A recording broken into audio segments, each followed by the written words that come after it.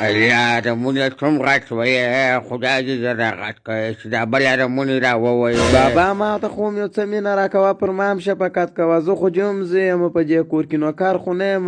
ټوله مینه د ده سره کوې. کوم خرکوس تا ته نوکر وایي؟ تو خو زما ډېره رمونې وي. توبه وایي وم ښایسته زوی مې یې. دا ته اوس څنګه پلار یې بابا؟ ټوله ښکنځل یوازې ما ته کوې. دغه چې ټوله ورځ ژاړې هېڅ نه ورته وایه، ولې ما ته راوستلي یې؟ ای خرکوسه وم دا دې کوچنی ورور دې نه ده وایه. غلی که داسې ورور، دغه د اوبو مکړی غلولو زه نه ور کوم. دا چې سبا غټ شي زما څخه بره په جایداد کې برخه غواړي، ولاکه څه کله وګوري.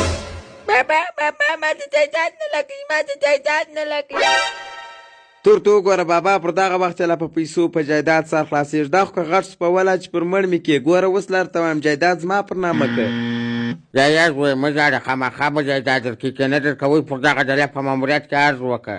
تور ته ګوره دا خبرې عمر شی ته واسطه هلته داسې بلډینګونه ولاړ چې خو د هغه یو سرایګی لري او چې په درې مې ولاکې ورکړم.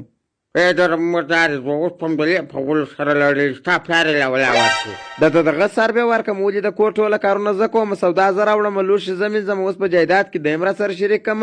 دا ټوله جایداد زما دی، زه د دې کور کوچنی خان یم.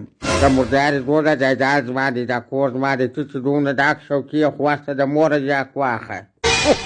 دا په څه چې غالمغال کوي؟ ته خو بیخي نه شرمېږې. سپین ږیری سړی په کور کې د کوچنیان سره بد حالي شي.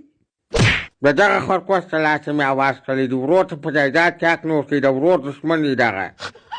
و مور بابا ښه وایي، ولاکې څه کله رسه وګورو.